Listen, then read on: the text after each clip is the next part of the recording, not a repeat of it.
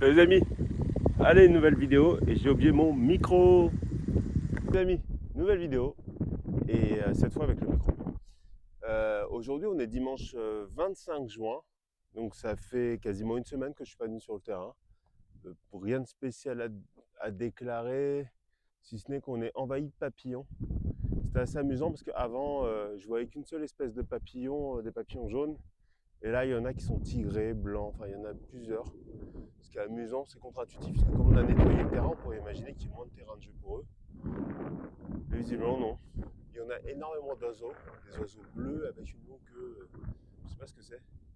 Enfin bref. Aujourd'hui, donc normalement, demain, l'entrepreneur est censé venir pour finir les derniers détails qui ont été relevés lors de la remise des clés. Mais bon, c'est pas certain qu'ils viennent.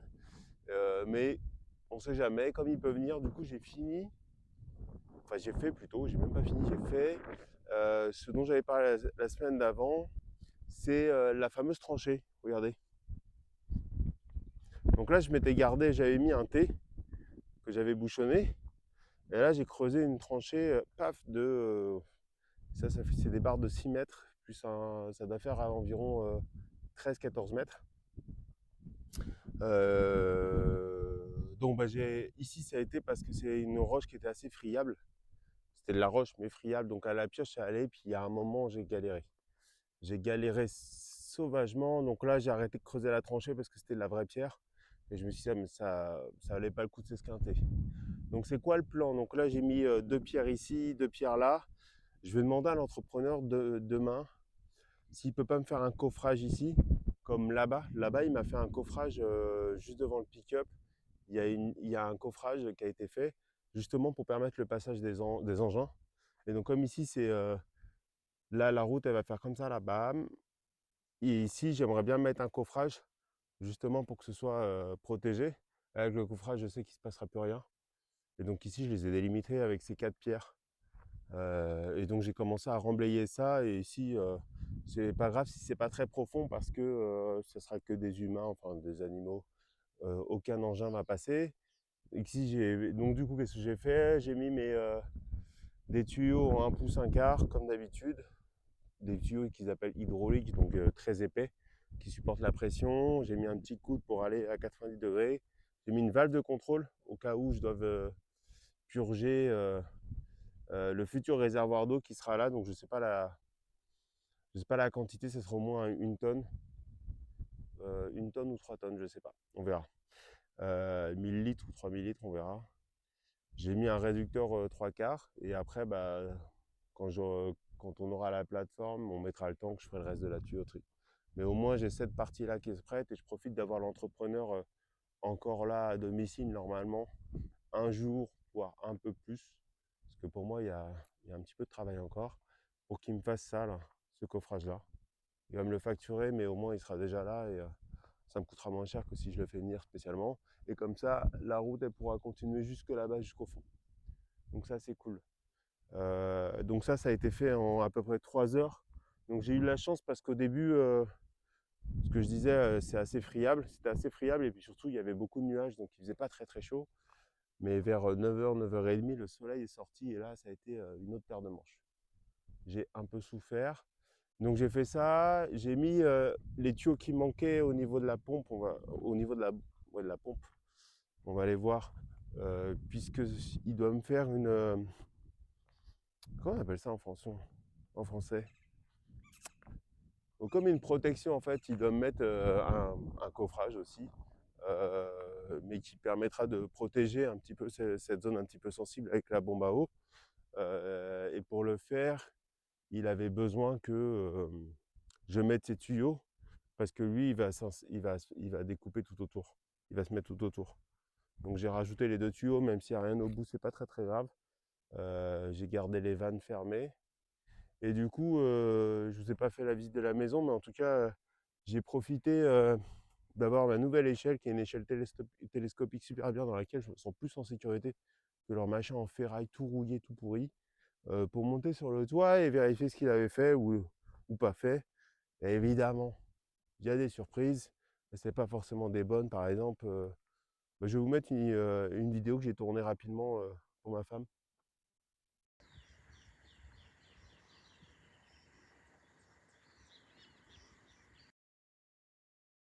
Donc vous avez vu, il y a les câbles électriques, ça correspond à une prise qu'il aurait dû mettre pour ma future antenne.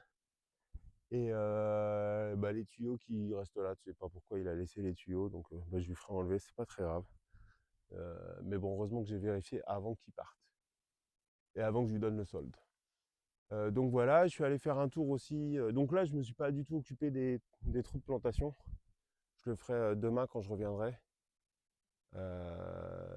J'ai pas eu le temps aujourd'hui ni l'énergie. Parce que la tranchée, ça crame de l'énergie. En revanche, toutes les caillasses que j'ai sorties, j'en ai profité pour les mettre dans la fosse d'irrigation. Et voilà. Et donc du coup, je suis allé jeter un œil aux arbres. J'en ai un qui tire un peu la gueule. Enfin, j'ai quelques arbres qui sont pas méga en forme, pourtant c'est des arbres endémiques. Donc je ne sais pas ce qui se passe. Par exemple, le grenadier qui pousse pas. Et là, ses feuilles, elles ont brûlé. Je pense pas qu'il soit encore mort, puisque la semaine dernière, il avait des feuilles vertes. Mais bon, il transpire pas la forme. Ensuite, j'ai le deuxième grenadier. J'ai l'impression qu'il pousse, mais c'est pas très visible parce qu'il y a pas de, on voit pas de vert en fait. Et là, il a encore des petites pousses vertes, donc c'est qu'il est pas mort celui-là. Mais encore une fois, il transpire pas la forme. J'ai l'avocatier qui venait d'un semis que j'avais fait, un semis de avocat as. Lui, il a ses feuilles qui ont brûlé. Probablement parce qu'il a plu cette semaine et ça a été des très courtes averses. Et comme il est un peu jeune, peut-être qu'il avait les feuilles mouillées trop mouillé et que le soleil est apparu un peu trop fort et que ça lui a brûlé les feuilles. Sinon pour les autres ça va. J'en ai un qui est en super forme et qui commence à s'étendre. C'est le goyaba, le goyavier. C'est celui-là. Donc il a plein de boutons floraux, il fait des fleurs blanches comme ceci. Ils sont très très jolis. Je pense pas qu'il donne des fruits encore, il m'a l'air un peu jeune. Et que moi je le bourre pas d'engrais pour pas qu'il s'épuise. Ouais, pareil, celui-là, ce goyavier, il est en forme, mais il donne pas de. Alors, il y a ça par contre. Ça, c'est des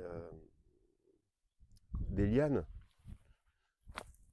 Des lianes qui viennent s'installer dans les arbres.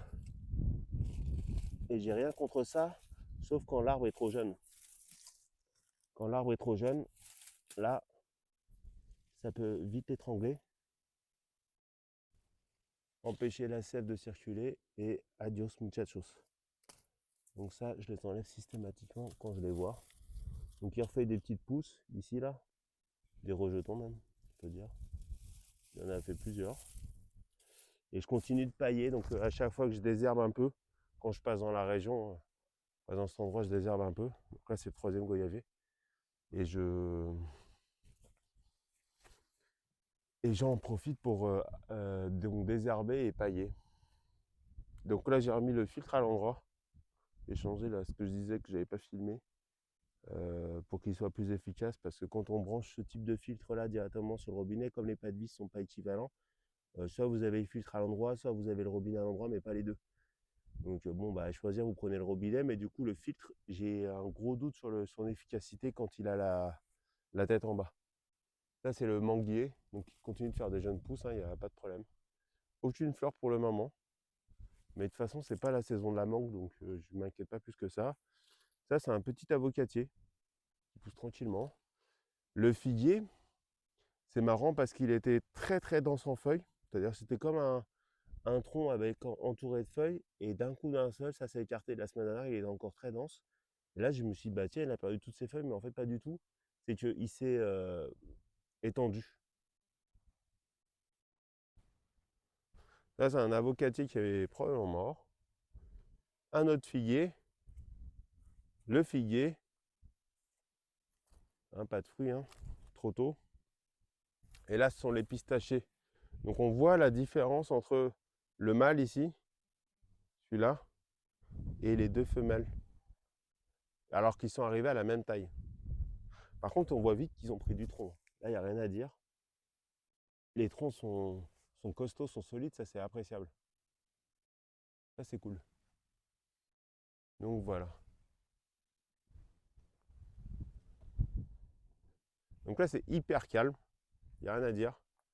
Ce matin, quand j'étais en train de faire mon bazar, là, ma fosse et d'installer ma tuyauterie, il y avait un ou plusieurs mecs qui chassaient, on entendait des coups de pétarade. C'était pas très rassurant parce que des fois on avait l'impression de les entendre à côté. Alors j'ai jamais vu un arbre bouger ou n'importe. Je sais pas ce qu'ils chassent. Je sais pas ce qu'ils font, mais il y en a plusieurs, je les vois avec des chiens et des fusils de chasse. Au début, je pensais que c'est parce qu'ils faisaient la ronde. Une ronde, même si c'est un endroit assez sécuritaire, il n'y a jamais eu de problème. Il doit y avoir quelques vols, j'imagine, comme un peu partout, mais c'est tout.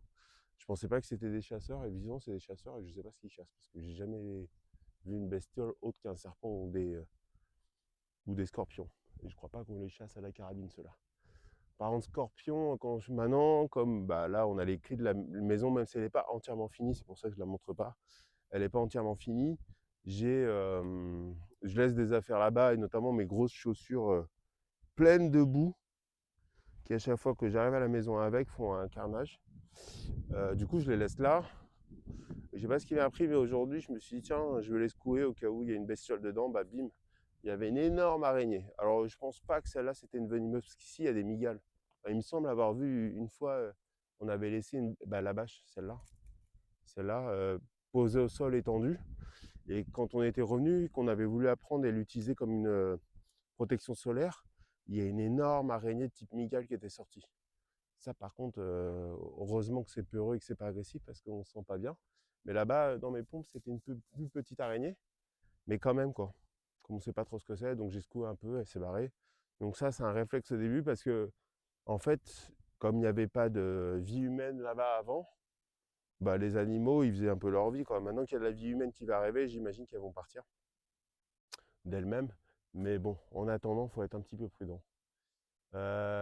Donc cette semaine, j'ai reçu ma super échelle télescopique et la nouvelle brouette. Alors c'est pas celle-là. Je ne l'ai pas ramenée parce que j'ai besoin d'un outil pour terminer de visser et de la monter, donc que j'ai commandé pour qu'elle soit bien solide. Parce que si je la ramène dans cet état-là maintenant, avec le terrain que j'ai, elle va se démonter d'elle-même. Mais elle est vachement plus, elle a l'air plus costaud que celle-là. Elle a plus de capacité de portance et surtout le bac, il est en plastique renforcé. Il n'est pas en fer, donc elle est beaucoup plus légère, plus volumineuse mais plus légère. Donc ça c'est cool et je vais en avoir besoin pour me trimballer toutes les pierres, déjà pour marquer la route et puis pour remplir la fosse et puis pour trimballer les trucs que je dois trimballer ici, quoi. Donc ça c'est cool. Donc sûrement je l'amènerai la semaine prochaine euh, pour l'utiliser. Donc voilà, ça avance bien. Ça pourrait avancer vite s'il y avait plus de dispo, mais c'est que j'en ai pas. Là, c'est la fête aux papillons ici, hein. Là, c'est les jaunes que j'ai toujours vus sur le terrain, mais on en voit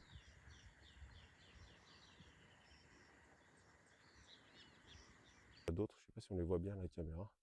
Je pense que c'est un peu petit. Je vais essayer de m'approcher. Là, ici. Bon, il bouge trop celui-là. Donc ça, c'est super cool parce que les papillons, c'est quand même des bons indicateurs. Donc j'imagine qu'il y a aussi le fait que le jardin soit là et notamment j'ai les deux basiliques qui soient en fleurs.